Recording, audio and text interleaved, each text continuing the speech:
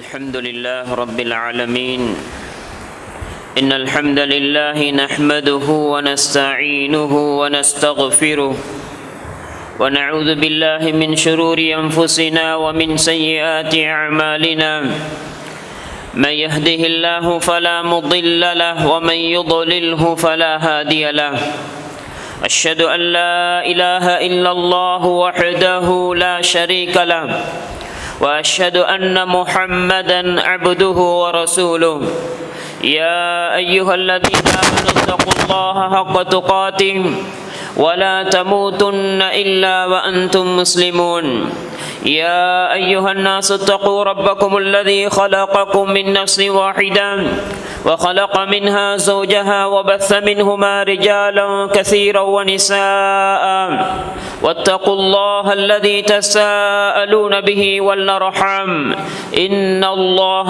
كان عليكم رقيبا يا أيها الذين آمنوا اتقوا الله وقولوا قولا سديدا يصلح لكم أعمالكم ويغفر لكم ذنوبكم ومن يطع الله ورسوله فقد فاز فوزا عظيما أما بعد فإن أصدق الحديث كتاب الله وخير الهدي هدي محمد صلى الله عليه وسلم وشر الأمور محدثاتها وكل محدثة بدعة وكل بدعة ضلالة وكل ضلالة في النار சர்வ புகழும் புகழ்ச்சியும் என்னையும் உங்களையும் இன்னும் கோடிக்கணக்கான படைப்புகள் இந்த பிரபஞ்சத்திலே படைத்து அவற்றை சீரும் சிறப்புமாக பரிபாலித்து கொண்டிருக்கக்கூடிய ஏகவல்லவன் ரப்புல் ஆலமீன் அல்லாஹ் ஒருவனுக்கு மாத்திரமே உரித்தானது.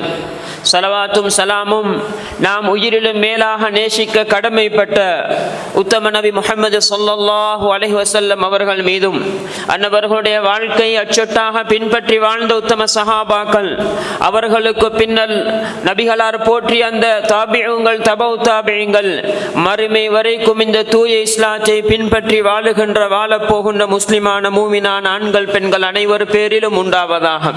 அல்லாஹு தஆலா கடமையாக்கியுள்ள புனிதமான ஜும்ஆவுடைய கடமையை நிறைவேற்றுவதற்காக வேண்டி அல்லாஹுடைய இல்லமாகிய மஸ்ஜிதிலே ஒன்று சேர்ந்திருக்கக்கூடிய நண்பு இஸ்லாமிய சகோதரர்களே, அல்லாஹுடைய நல்லடியார்களே, அல்லாஹும் அல்லாஹுடைய தூதர் ஸல்லல்லாஹு அலைஹி வஸல்லம் அவர்களும் நமக்கு என்னென்ன விடயங்களை வாழ்க்கையில் எடுத்து நடந்து கொள்ளுமாறு நமக்கு கட்டளையிட்டிருக்கிறார்களோ வழிகாட்டியிருக்கிறார்களோ அந்த விடயங்களை நம்முடைய வாழ்க்கையில் இயன்றளவு எடுத்து நடந்து கொண்டும் என்னென்ன விடயங்களை விட்டும் நம்மை தடுத்தார்களோ அந்த அத்துணை அம்சங்களையும் விட்டு விலகி அல்லாஹுவை பயந்து தக்வாவுடன் இறையச்சத்துடன் நம்முடைய வாழ்க்கையை என்றைக்கும் அமைத்துக் கொள்வோமாக. அன்புக்குரிய சகோதரர்களே, அல்லாஹுடைய நல்லடியார்களே, நாம் இந்த உலகத்திலே வாழுகின்ற காலத்தில் நாம் வாழ்வதற்கான அனைத்து வழிகாட்டல்களையும் அல்லாஹ் நமக்கு வழங்கி இருக்கிறான். அந்த அடிப்படை நாம் இந்த உலகத்திலே வாழுகின்ற காலத்திலே கடைபிடித்து பின்பற்றி வாழ வேண்டிய மிக முக்கியமான ஒரு பகுதிதான் உண்மை என்ற அந்த பகுதியாக இருந்து கொண்டிருக்கிறது. அதன் மறுபக்கமாகிய பொய் என்பதை ஒரு மனிதன் முற்று முழுதாக விலகி வாழ கடமைப்பட்டிருக்கிறான் என்பதை நாம் அல் குர்ஆனிலும் ஹதீஸிலும் மிக தெளிவாக காண முடியுமாக இருந்து கொண்டிருக்கிறது.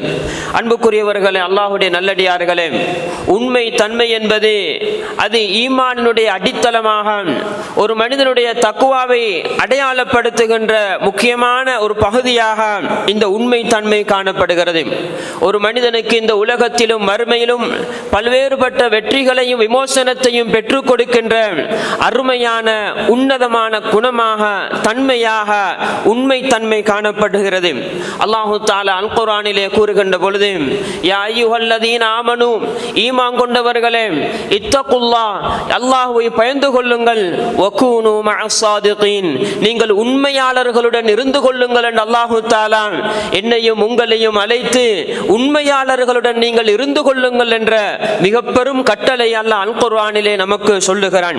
அதே போன்று அன்புக்குரியவர்களே, நாம் அல் குர்ஆனை பிரட்டி பார்க்கின்ற பொழுது அல்லாஹு தஆலா இந்த உண்மை தன்மையை அல்லது உண்மையாளர்களை பற்றி ஆங்காங்கே பல செய்திகளை, அதன் பெருமதி, அதன் வெகுமானத்தை பல இடங்களிலே அல்லாஹு தஆலா சொல்கிறான். அல்லாஹ் மறுமையை பற்றி சொல்லுகின்ற பொழுது யௌம யன்ஃபஉ ஸாதிகீன சிதுகுஹும், அந்த மறுமையுடைய நாள் உண்மையாளர்களுக்கு அவர்களுடைய உண்மைகள் பயனளிக்கக்கூடிய நாள் என்று அல்லாஹு தஆலா சொல்கிறான். இந்த உலகத்திலே ஒரு மனிதன் உண்மை தன்மையை கடைபிடித்து வாழுகின்ற பொழுது அவனுக்கு உண்மையான அதன் பிரயோசனம் மறுமையில் தான் இருக்கிறது என்பதை இந்த வசனத்தின் ஊடாக நாம் படித்துக் கொள்ள முடியுமாக இருக்கிறது. இன்னொரு வசனத்திலே அல்லாஹு தஆலா லியஜ்ஸி அல்லாஹு ஸாதிகீன, அந்த மறுமையை பற்றி சொல்லுகின்ற பொழுது உண்மையாளர்களுக்கு கூலி கொடுக்கிறதற்காக என்ற அடிப்படையிலே அல்லாஹு தஆலா அந்த வசனத்திலே சொல்லுகிறான். இப்படி அல்லாஹு தஆலா உண்மை தன்மையினுடைய வெகுமானத்தை ஆங்காங்கே பல இடங்களிலே சொல்லுகிறான். யாரெல்லாம் இந்த உலகத்திலே என்றைக்கும் உண்மை தன்மையோடு உண்மையை விட்டு கொடுக்காமல் அதில் உறுதியாக நிலையாக இருந்தார்களோ அல்லாஹ் அவர்களை அல் குர்ஆனிலே பாராட்டுகிறான். அவர்களுடைய அந்த தன்மையை அல்லாஹ் குறித்து பேசுவதை நாம் அல் குர்ஆனிலே காண முடியுமாக இருக்கிறது. அல்லாஹு தஆலா இப்ராஹிம் அலைஹிஸ்ஸலாத்தை பற்றி சொல்லுகின்ற பொழுது இன்னஹு கான சித்தீகா, அவர் சித்தீகாக இருந்தார் என்று அல்லாஹு தஆலா அவருடைய அந்த தன்மையை புகழ்ந்து பாராட்டுகிறான். அன்புக்குரியவர்களே, அவரிடத்திலே பல்வேறுபட்ட குணங்கள் இருந்திருக்கலாம். ஆனால் அல்லாஹு தஆலா உண்மை தன்மையாக நடத்தல் என்ற அந்த பகுதியை அல்லாஹ் குறித்து பாராட்டுகிறான் என்றிருந்தால் உண்மை தன்மை என்பது அல்லாஹுக்கு அந்த அளவுக்கு விருப்பமான ஒரு தன்மையாக இருந்து கொண்டிருக்கிறது. அதே போன்று அல்லாஹு தஆலா இத்ரீஸ் அலைஹிஸ்ஸலாத்தை பற்றி சொல்லுகின்ற பொழுதும் அவர் சித்தீகாக இருந்தார் என்ற செய்தியை அல்லாஹு தஆலா சொல்கிறான். அதே போன்று அல்லாஹு தஆலா பெண்களில் மரியம் அலைஹிஸ்ஸலாம் அவர்களை பற்றி அல் குர்ஆனிலே சொல்லுகின்ற பொழுது ஈசா அலைஹிஸ்ஸலாம் அவர்களுடைய தாய் வ உம்முஹு சித்தீகா, அவர் உண்மையான பெண்மணி, உண்மை தன்மையாக நடக்கக்கூடிய பெண்மணி என்பதை அல்லாஹு தஆலா அல் குர்ஆனிலே இப்படி புகழ்ந்து பாராட்டுகிறான். அன்புக்குரியவர்களே, அல்லாஹ்வுடைய நல்லடியார்களே, அப்படி நாம் அல் குர்ஆனை புரட்டி பார்க்கின்ற பொழுது உண்மை தன்மை சம்பந்தமாக இன்னும் பல செய்திகளை காணலாம். அல்லாஹு தஆலா உண்மையாளர்களை பற்றி சொல்லுகின்ற பொழுது வஸ்ஸாதிகீன வஸ்ஸாதிகாத், உண்மையாக நடக்கக்கூடிய உண்மையாளர்களான அந்த ஆண்கள், உண்மையாளர்களான அந்த பெண்கள், அவர்களுக்காக வேண்டி அஅத்தல்லாஹு லஹும் மக்ஃபிரத்தன் வ அஜ்ரன் அஸீமா, அல்லாஹு தஆலா அவர்களுக்காக வேண்டி மன்னிப்பையும் மகத்தான பெரும் கூலியையும் தயார்படுத்தியுள்ளான் என்பதை அல்லாஹ் அல் குர்ஆனிலே நமக்கு சொல்லுகிறான். அன்புக்குரியவர்களே, நாம் இந்த உலகத்திலே வாழுகின்ற பொழுது நாம் என்றைக்கும் உண்மையாளர்களாக உண்மை தன்மையாக நம்முடைய சொல்லிலும் செயலிலும் நடந்து கொள்வோம் என்றிருந்தால் அல்லாஹ் அதற்கு பரிசாக அல்லாஹ் அவனுடைய மன்னிப்பையும் மகத்தான பெரிய கூலிகளையும் அல்லாஹு தஆலா தயார்படுத்தி இருப்பதாக இந்த வசனங்களிலே நமக்கு சொல்லுகிறான். அன்புக்குரியவர்களே, நாம் ஹதீஸை புரட்டி பார்க்கின்ற பொழுது நபிகளார் ஸல்லல்லாஹு அலைஹி வஸல்லம் அவர்கள் என்ன சொன்னார்கள்? நபிகளார் ஸல்லல்லாஹு அலைஹி வஸல்லம் அவர்கள் சொன்னார்கள், அலைக்கும் பிஸ்ஸித்க் ஃப இன்ன ஸித்க யஹ்தி இலல் பிர் வ இன்னல் பிர்ர யஹ்தி இலல் ஜன்னah. நபிகளார் ஸல்லல்லாஹு அலைஹி வஸல்லம் அவர்கள் சொல்கிறார்கள், நீங்கள் உண்மையை கடைபிடித்து வாழுங்கள். நிச்சயமாக உண்மை தன்மை என்பது ஒரு மனிதனை நல்லதின் பக்கம் வழிகாட்டக்கூடியதாக இருக்கும். அந்த நலவு அவனை சுவர்க்கத்தின் பக்கம் இட்டு செல்லக்கூடியதாக இருக்கும் என்ற செய்தியை நபிகளார் இந்த ஹதீஸிலே நமக்கு சொல்லுகிறார்கள். அன்புக்குரியவர்களே, நாங்கள் உண்மை தன்மையாக எல்லாவற்றிலும் நடந்து கொள்வோம் என்றிருந்தால் அதன் மூலமாக அல்லாஹு தஆலா பல்வேறுபட்ட நலவுகளின் பக்கம் நம்மை கொண்டு செல்ல போகிறான். இறுதியாக அந்த நலவுகள் நம்மை சுவர்க்கத்தின் பால் கொண்டு போய் முடிக்கும் என்ற அந்த செய்தியை இந்த ஹதீஸினூடாக நபிகளார் ஸல்லல்லாஹு அலைஹி வஸல்லம் அவர்கள் நமக்கு உணர்த்துகிறார்கள். அது மட்டுமல்ல, நபிகளார் இந்த ஹதீஸிலே இன்னொரு செய்தி சொல்கிறார்கள். ஒரு மனிதன் இந்த உலகத்திலே வாழுகின்ற காலத்திலே அவன் உண்மையையே பேசிக் கொண்டிருப்பான்.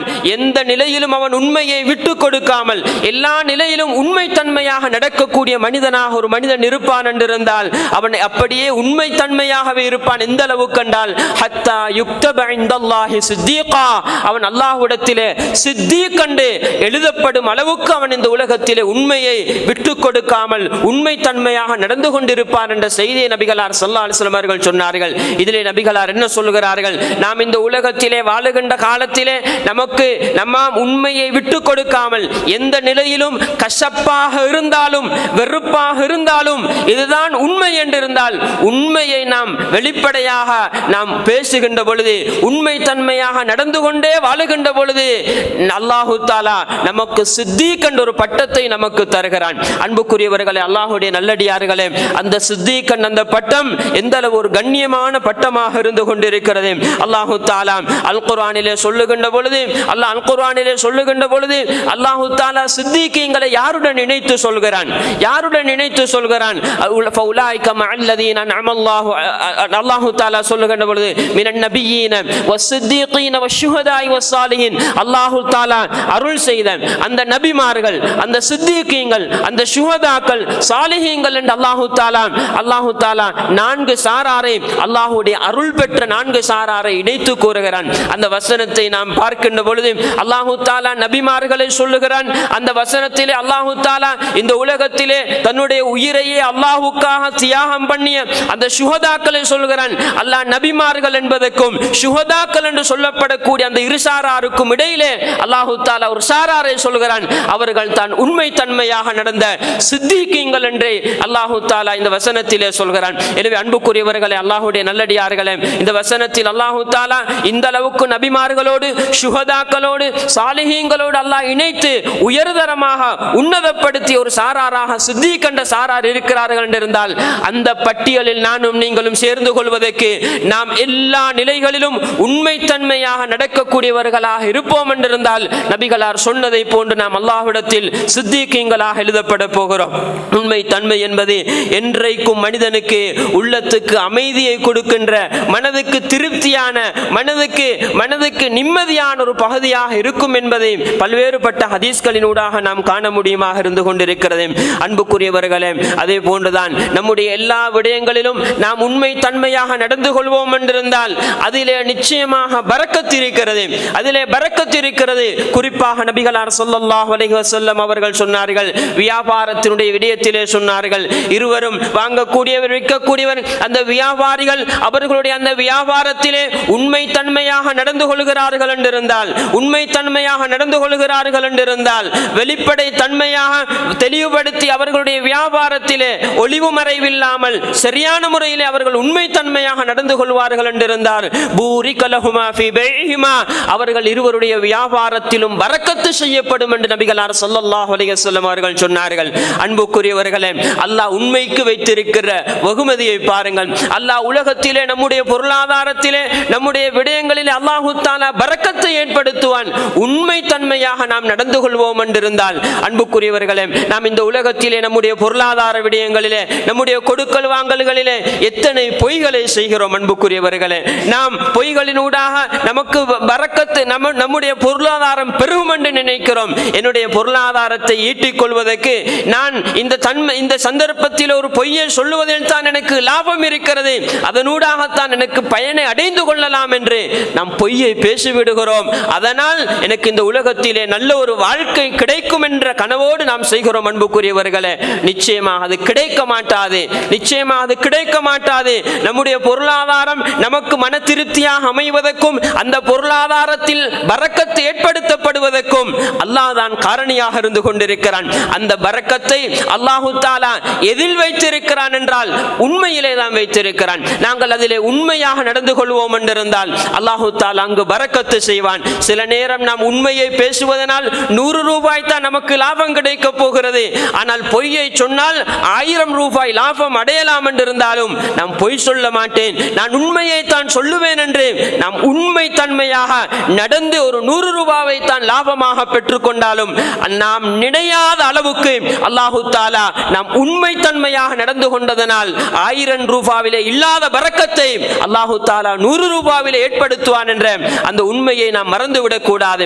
ஒரு நாளும் ஹதீஸ் பொய்யாக மாட்டாது, உண்மையில் பரக்கத் இருக்கிறது என்ற அந்த செய்தியை நாம் நினைவிலே வைத்துக் கொள்ள வேண்டும். அதே போன்றுதான் நபிகளார் ஸல்லல்லாஹு அலைஹி வஸல்லம் அவர்கள் இன்னொரு ஹதீஸிலே சொன்னார்கள், அத்தாஜிரு ஸதூகுல் அமீன், உண்மையாக நம்பிக்கை தன்மையாக முழுமையாகவே உண்மை தன்மையோடு நடக்கக்கூடிய வியாபாரி மறுமையிலே மஅன் நபியீன வஸ்ஸித்தீகீன வஷ்ஷுஹதா, நபிமார்களோடு ஷுஹதாக்களோடு சித்திகீன்களோடு மறுமையிலே இருப்பான நபிகளார் குறித்து சொன்னார்கள். நபிகளார் இந்த ஹதீஸிலே குறித்து வியாபாரியை குறித்து சொல்கிறார்கள். உண்மை தன்மையாகவே எந்த கட்டத்திலும் பொய்யுரைக்காமல், பொய்யாக அல்லது கள்ளத்தனமாக கபடத்தனமாக அபத்தத்தனமாக நடந்து கொள்ளாமல் வெளிப்படை தன்மையோடு உண்மையாகவே நடந்து கொள்ளக்கூடிய வியாபாரி மறுமையில் நபிமார்களோடு, சுஹதாக்களோடு, சித்தீக்கீங்களோடு மறுமையில் இருப்பான் என்ற செய்தியை நபிகளார் ஸல்லல்லாஹு அலைஹி வஸல்லம் அவர்கள் சொன்னார்கள். எனவே அன்புக்குரியவர்களே, உண்மை தன்மை என்பது அந்த அளவுக்கு நமக்கு உலகத்திலும் பரக்கத்தை ஏற்படுத்தி மறுமையிலும் நமக்கு உயர்வான உன்னதமான பெரிய இடங்களை பெற்றுத்தரக்கூடிய விடயமாக இருந்து கொண்டிருக்கிறது என்பதை நாம் இந்த ஹதீஸினூடாகவும் புரிந்து கொள்ள முடியுமாக இருக்கிறது. அதே போன்றுதான் நபிகளார் ஸல்லல்லாஹு அலைஹி வஸல்லம் அவர்கள் சொன்ன இன்னொரு ஹதீஸும் வியாபாரிகளுடைய விடயத்திலே மறுமையிலே வியாபாரிகள் அவர்கள் பாவிகளாக எழுப்பப்படுவார்கள். யாரெல்லாம் அல்லாஹ்வை பயந்து உண்மை தன்மையாக சரியான முறையிலே நேர்மையான முறையிலே நடந்து கொண்டார்களோ அவர்களை தவிர என்று நபிகளார் ஸல்லல்லாஹு அலைஹி வஸல்லம் அவர்கள் சொன்னார்கள். எனவே அன்புக்குரியவர்களே, நாம் நம்முடைய வாழ்க்கையில் என்றைக்கும் உண்மை தன்மையை கடைபிடிப்பதில் நமக்கு ஈருலகிலும் விமோசனமும் வெற்றியும் மிக பெரும் இடமும் இருக்கிறது என்ற அந்த செய்தியை நாம் இந்த குர்ஆன் வசனங்கள் ஹதீஸ் நூடாக படிக்க முடியுமாக இருந்து கொண்டிருக்கிறது. அதே போன்றுதான் அன்புக்குரியவர்களே, அல்லாஹ்வுடைய நல்லடியார்களே, நாம் இந்த உலகத்திலே வாழுகின்ற பொழுது நாம் தவிர்த்து கொள்ள வேண்டிய மிக மோசமான குணமாகத்தான் பொய் என்ற அந்த குணம் இருந்து கொண்டிருக்கிறது. பொய்யாக நாங்கள் நடந்து கொள்வது என்பது நாம் இந்த உலகத்திலே வாழுகின்ற பொழுது கட்டாயம் தவிர்த்து கொள்ள வேண்டிய மிக மோசமான குணமாக இருந்து கொண்டிருக்கிறது. இந்த உலகத்திலே வாழுகின்றவர்களில் கண்ணியமானவர்கள் என்றைக்கும் பொய்யாக நடந்து கொள்ள மாட்டார்கள். அவர்கள் பொய்யுரைக்கக்கூடியவர்களாக இருக்க மாட்டார்கள். அன்றைக்கு ஜாஹிலியா காலத்தில் வாழ்ந்த அந்த குறைஷிகள் கூட அவர்கள் இஸ்லாத்தை ஏற்றுக்கொள்வதற்கு முற்பட்ட காலங்களில் கூட எத்தனை விடயங்கள் அவருடைய வாழ்க்கையில் மோசமாக பேசப்பட்டாலும் அவர்கள் உண்மை தன்மையாக நடக்கக்கூடியவர்களாக, பொய் பேசுவதில் தனக்கும் தன்னுடைய கோத்திரத்துக்கும் இழிவும் அவமானமும் என்ற அடிப்படையில் தவிர்த்து கொள்ளக்கூடியவர்களாக இருந்தார்கள் என்ற அந்த செய்தியை நாம் அவர்களுடைய வாழ்க்கையில் இருந்து நாம் காண முடியுமாக இருக்கிறது. அந்த அளவுக்கு பொய் என்பது நாம் நியாயமான மனதோடு பார்க்கின்ற பொழுது அது இழிவான மோசமான ஒரு தன்மை என்பதை நாங்கள் தெளிவாக புரிந்து கொள்ள முடியுமாக இருக்கிறது. அன்புக்குரியவர்களே, அல்லாஹ்வுடைய நல்லடியார்களே, பொய் என்பது பாவங்களுடைய தாய் என்று சொல்லப்படுகிறது. ஒரு மனிதனிடத்திலே பொய் என்ற அந்த குணம் வந்து விடுமாக இருந்தால் அவன் ஏனைய பாவங்களுக்கு சாதாரணமாகவே அவன் நகர்ந்து விடுவான். அவன் நம்பிக்கைக்கு மோசடியாக நடப்பதாக இருக்கலாம், அல்லது வாக்கு மீறுவதாக இருக்கலாம், இன்ன பல பாவங்கள் என்று பல பாவங்களுக்கும் அவன் தானாக சென்று விடுவதற்கு காரணியாக அமைந்துவிடும். அவனுடைய வாழ்க்கையில் பொய் என்ற அந்த மோசமான குணம், பாவங்களின் தாய் என்று சொல்லப்படுகின்ற அந்த குணம் அவனுடைய வாழ்க்கைக்கு வந்து விடுமாக இருந்தால், எனவே அன்புக்குரியவர்களே, அல்லாஹ் அல் குர்ஆனில் பொய் சம்பந்தமாக சில வசனங்களை சொல்கிறான். இன்னல்லாஹ லா யஹ்தி மன் ஹுவ முஸ்ரிஃபுன் கذاب. அல்லாஹ் தஆலா சொல்கிறான், யாரெல்லாம் வரம்பு மீறக்கூடியவர்களாக பொய்யர்களாக இருக்கிறார்களோ அல்லாஹ் அவர்களுக்கு வழிகாட்ட மாட்டான், நேர்வழி காட்ட மாட்டான் என்று சொல்கிறான். இன்னொரு வசனத்திலே இன்னல்லாஹ லா யஹ்தி மன் ஹுவ காதிபுன் கஃபார். அல்லாஹ் தஆலா இன்னொரு வசனத்திலும் அல்லாஹ் தஆலா காதிபுகளாக இருக்கக்கூடியவர்களுக்கு, அல்லாஹ்வை நிராகரித்துக் கொண்டு காதிபுகளாக இருக்கக்கூடியவர்களுக்கு அல்லாஹ் தஆலா வழிகாட்ட மாட்டான் என்று அல்லாஹ் தஆலா சொல்கிறான். இந்த வசனங்களிலிருந்து நாம் படிக்கின்ற ஒரு பகுதிதான், யாரெல்லாம் இந்த பொய் என்ற அந்த தன்மைக்கு போகிறார்களோ, பொய் என்ற இந்த நிலைக்கு போகிறார்களோ, அவர்களுடைய சொல்லிலோ செயலிலோ இன்னும் பல விடயங்களிலோ பொய் என்ற அந்த தன்மைக்கு போகக்கூடியவர்களிடமிருந்து அல்லாஹ் தஆலா ஹிதாயத் என்ற அந்த நேர்வழியை அல்லாஹ் தூரமாக்கி விடுவான்.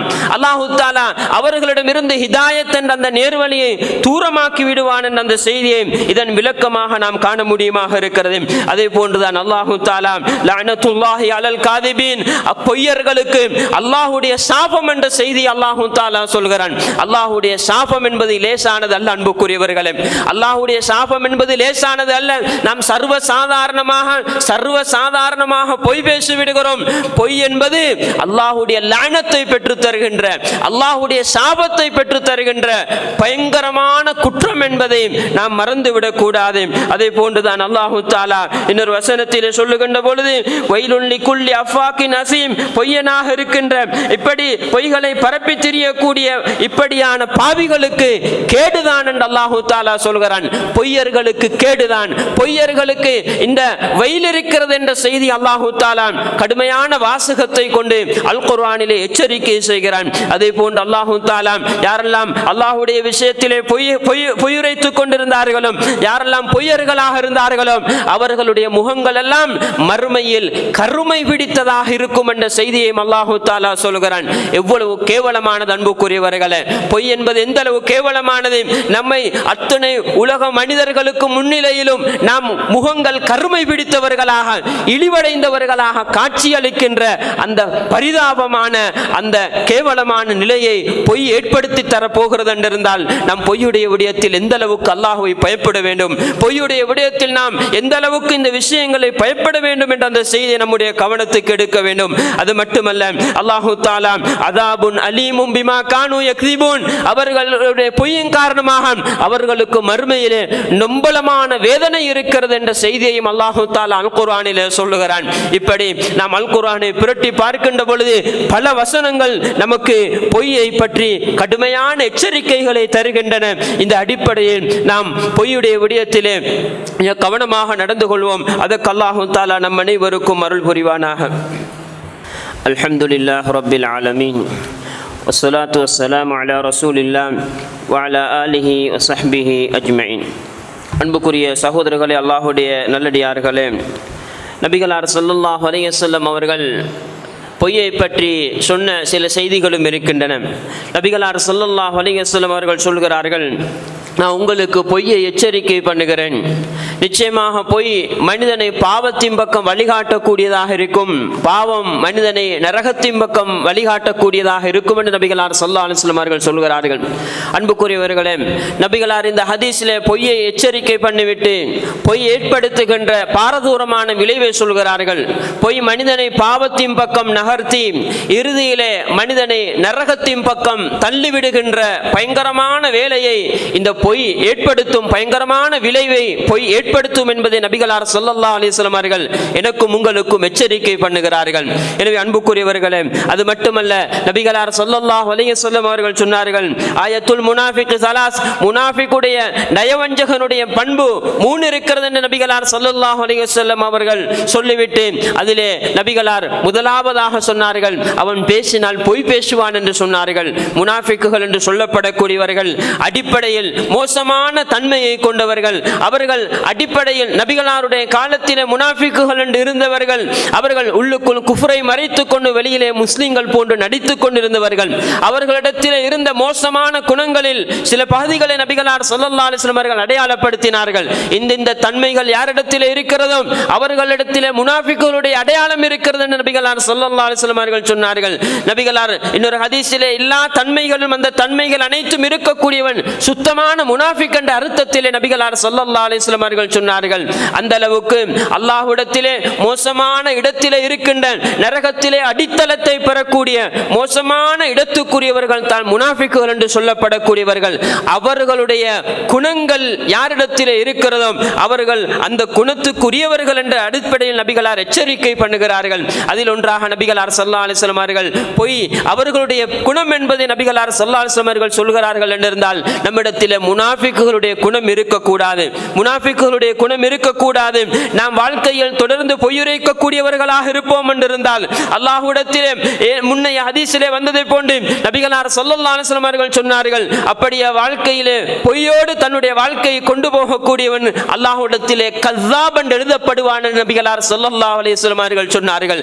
கஸ்ஸாப் என்ற பட்டம் அவனுக்கு அல்லாஹ்விடத்திலே எழுதப்படும் என்று சொன்னார்கள். அன்புக்குரியவர்களே, நாம் அல்லாஹ்வை போய் சந்திக்கின்ற பொழுது என்ன பெயரோடு அல்லாஹ்வை போய் சந்திக்க வேண்டும்? சித்தீகன் அந்த பட்டத்தோடு நாம் அல்லாஹ்வை போய் சந்திப்பதா, அல்லது கஸ்ஸாபன் அந்த பட்டத்தோடு நாம் அல்லாஹ்வை போய் சந்திப்பதா என்று நாம் நம்மை சற்று விசாரணை செய்து நாம் நம்முடைய நிலைமையை நாம் சீர்படுத்திக் கொள்ள வேண்டி இருக்கிறது என்ற அந்த செய்தியை நம்முடைய கவனத்துக்கு எடுக்க வேண்டும். அதே போன்றுதான் நபிகளார் ஸல்லல்லாஹு அலைஹி வஸல்லம் அவர்கள் இன்னும் பல செய்திகளை சொன்னார்கள். பெரும் பாவங்களில் மிகப்பெரியவையே நபிகளார் ஸல்லல்லாஹு அலைஹி வஸல்லம் அவர்கள் அடையாளப்படுத்துகின்ற பொழுது பொய் சாட்சியத்தை நபிகளார் ஸல்லல்லாஹு அலைஹி வஸல்லம் அவர்கள் சொன்னார்கள். அந்த அளவுக்கு பெரும் பாவங்களிலும் மிகப்பெரிய இடத்தை பெறக்கூடிய தன்மைகளில் ஒரு மனிதனுடைய பொய் என்ற அந்த மோசமான குணம் காணப்படுகிறது என்ற அந்த செய்தியையும் இந்த ஹதீஸினூடாக நாம் புரிந்து கொள்ள முடியுமாக இருக்கிறது.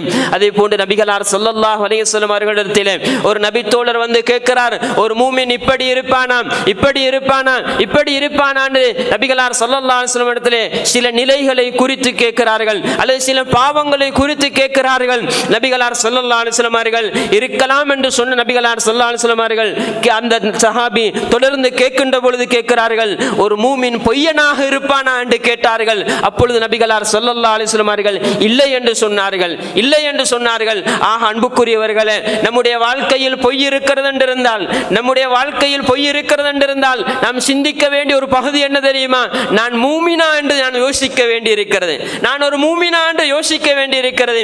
ஏன் நபிகளார் இந்த ஹதீஸிலே அப்படி இருக்கலாமா இப்படி இருக்கலாமா என்று கேட்கின்ற பொழுது இருக்கலாம் இருக்கலாம் என்று சொன்ன நபிகளார் ஸல்லல்லாஹு அலைஹி வஸல்லம் அவர்கள் அவன் பொய்யனாக இருக்கலாமா என்று கேட்ட பொழுது இருக்க முடியாது என்று சொன்னார்கள். அப்படி என்றிருந்தால், என்னுடைய வாழ்க்கையில் பொய் இருக்கிறது என்றிருந்தால் நான் மூமினா என்று என்னை பரிசோதனை செய்ய வேண்டிய அந்த நிலையை அது ஏற்படுத்துகிறது என்பதை இந்த ஹதீஸ் நமக்கு சொல்லித் தருகிறது என்பதை நாம் மறந்துவிடக் கூடாது.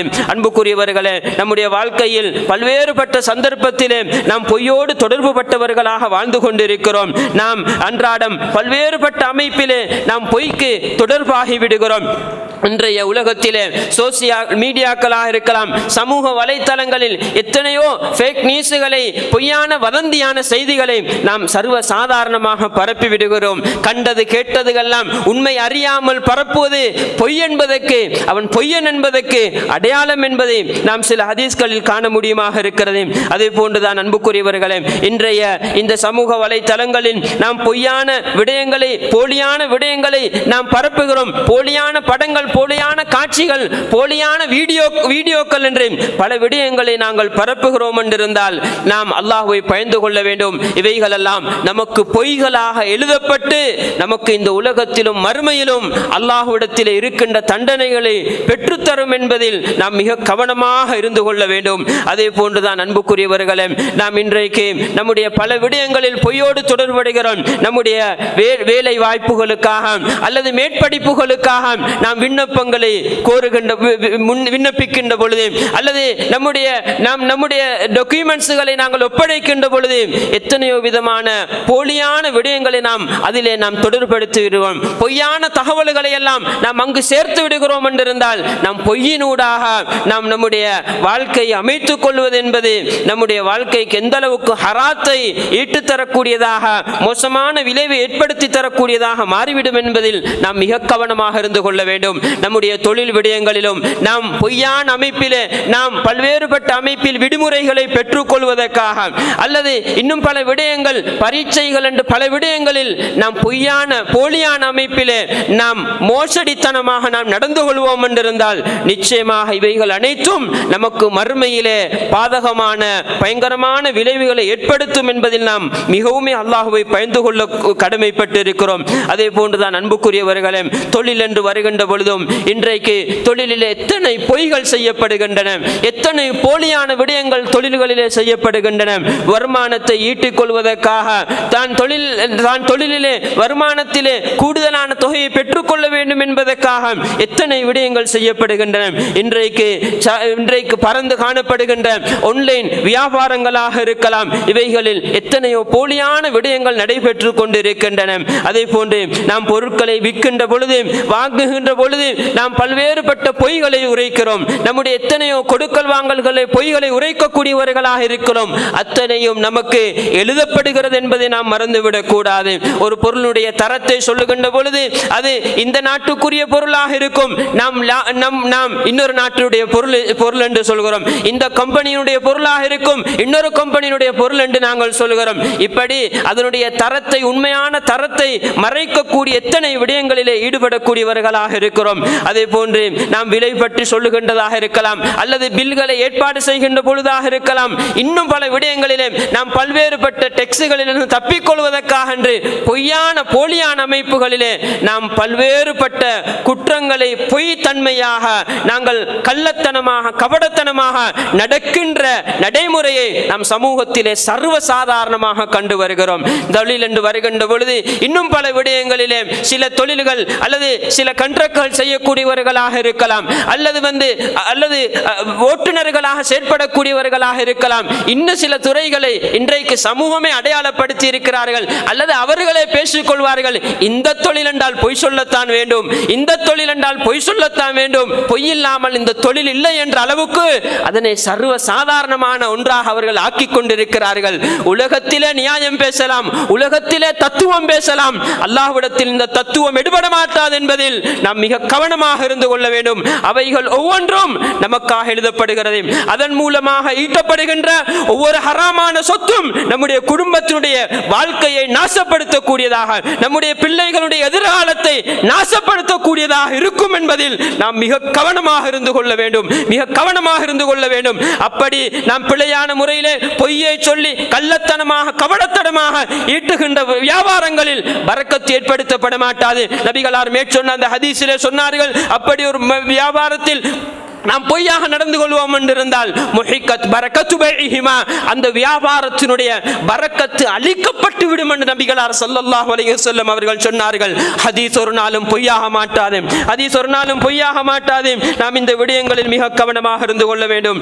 நாம் குடும்பத்தினுடைய அந்த சூழலும் பல்வேறுபட்ட விடயங்களில் பொய்யுரைக்கக்கூடியவர்களாக, பல்வேறுபட்ட பொய்யான தகவல்களை கிளப்பிவிடக்கூடியவர்களாக நாங்கள் இருக்கிறோம். அவைகளையும் நாம் மிக கவனமாக நடந்து கொள்ள வேண்டும். ஏன் நாம் சிறுவர்களிடத்திலே சொல்லுகின்ற பொய்கள் கூட அல்லாஹ்விடத்திலே எழுதப்படுகின்றன. நபிகளார் ஸல்லல்லாஹு அலைஹி வஸல்லம் அவருடைய முன்னிலையிலே ஒரு பெண்மணி தன்னுடைய பிள்ளையை அழைக்கிறார்கள், வாருங்கள் உங்களுக்கு இன்னது தருகிறேன் என்று சொல்கிறார்கள். பின்னர் நபிகளார் அந்த பெண்மணி இடத்திலே கேட்டார்கள், நீங்கள் சொன்னபடி கொடுத்தீர்களா? ஆம் என்று சொன்னார்கள். நபிகளார் சொன்னார்கள், நீங்கள் சொன்னபடி அந்த பிள்ளைக்கு அழைக்கின்ற போது இதை தருகிறேன் என்று அழைத்து நீங்கள் கொடுக்காது விடுவீர்கள் என்றிருந்தால் அதற்காக உங்களுக்காக ஒரு பொய் எழுதப்பட்டு விடும் என்று நபிகளார் ஸல்லல்லாஹு அலைஹி வஸல்லம் அவர்கள் சொன்னார்கள். அன்புக்குரியவர்களே, நாங்கள் நம்முடைய பிள்ளைகளிடத்தில் எத்தனை பொய்கள் சொல்கிறோம், சர்வ சாதாரணமாக பொய் சொல்கிறோம். நாங்கள் சொல்றது சின்ன புள்ளேட்டு என்று பார்க்கிறோமே அல்லாமல் அது நமக்காக நாம் நம்முடைய வாயினால் சொல்கின்ற பொய் என்பதை நாங்கள் மறந்து விடுகிறோம். அன்புக்குரியவர்களே, நாம் இந்த அளவு பயங்கரமான பாவமாக இருக்கின்ற பொய் என்ற அந்த மோசமான குணத்தை படித்துக் கொடுக்கின்ற ஆசான்களாக பெற்றோர்கள் இருக்கிறார்கள் என்றிருந்தால் அவர்கள் பொய்யை எப்படி சொல்ல வேண்டும் என்பதை அவர்கள் மடியிலே இருக்கின்ற பொழுதே, வளர்கின்ற பொழுதே அவர்கள் பொய்யை கற்பித்துக் கொடுக்கின்ற ஆசான்களாக பெற்றோர்கள் இருக்கிறார்கள் என்றிருந்தால் அன்புக்குரியவர்களே, நாம் அல்லாஹ்விடத்திலே நாம் சொன்ன பொய்யினுடைய பாரதூரத்தையும் அதனுடைய பாவத்தையும் சுமந்து அவர்கள் வளர்ந்து அவர்கள் வாழ்க்கையிலே சொல்லுகின்ற ஒவ்வொரு பொய்யினுடைய பாவத்தையும் பெற்றோர்களாகிய நாங்கள் கபருக்கு போன பின்னரும் அதனை சுமக்க வேண்டி வரும் என்பதில் நாம் அல்லாஹ்வை பயந்து கொள்ள வேண்டும். அதே போன்றுதான் அன்புக்குரியவர்களே, நாம் நண்பர்களோடு அல்லது நம்முடைய உறவுகளோடு இருக்கின்ற பொழுது பல்வேறுபட்ட விடயங்களை பேசிக் கொண்டிருக்கின்ற பொழுது கேலியாக அல்லது மற்றவர்களை சிரிக்க வைக்க வேண்டும் என்பதற்காக நாம் பொய்யுரைக்கக்கூடியவர்களாக இருக்கிறோம். இவற்றையெல்லாம் ஒரு சர்வ சாதாரணம் என்று நாங்கள் பார்க்கிறோம், சர்வ சாதாரணம் என்று பார்க்கிறோம். சும்மா ஒரு ஜோக்குக்கு தானே என்று சொல்கிறோம், நமக்கு ஜோக்குக்கு தான். ஆனால் நபிகளார் ஸல்லல்லாஹு அலைஹி வஸல்லம் அவர்கள் கடுமையாக எச்சரிக்கை செய்தார்கள். நபிகளார் ஸல்லல்லாஹு அலைஹி வஸல்லம் அவர்கள் சொன்னார்கள், வைலுல் லில்லதி யுஹத்திஸு லியுல்ஹிக பிஹில் கௌம. நபிகளார் ஸல்லல்லாஹு அலைஹி வஸல்லம் அவர்கள் அந்த ஹதீஸிலே சொன்னார்கள், ஒரு மனிதன் கூட்டத்தை சிரிக்க வைக்க வேண்டும் என்பதற்காக 4 பேர் சிரிக்க வேண்டும், 4 பேர் தன்னுடைய வார்த்தைகளை சொல்லுகளை பார்த்து ரசிக்க வேண்டும், ருசிக்க வேண்டும், சிரிக்க வேண்டும் என்பதற்காக வேண்டி பொய் சொல்லக்கூடியவனுக்கு நாசம் உண்டாகட்டும், நாசம் உண்டாகட்டும், நாசம் உண்டாகட்டும். அவனுக்கு வெயில் இருக்கிறது அல்லது வெயில் என்ற நரகம் என்ற அந்த அர்த்தமும் வருவதற்கு வாய்ப்பு இருக்கிறது. அன்புக்குரியவர்களே, லேசுப்பட்ட எச்சரிக்கைகள் கிடையாது. பொய்யினுடைய விடயத்திலே வந்திருக்கக்கூடிய எச்சரிக்கைகள் லேசுப்பட்ட எச்சரிக்கைகள் கிடையாது. நாங்கள் சர்வசாதாரணமாக இந்த பாவத்தில் ஈடுபட்டு கொண்டிருக்கிறோம். அதே போன்றுதான்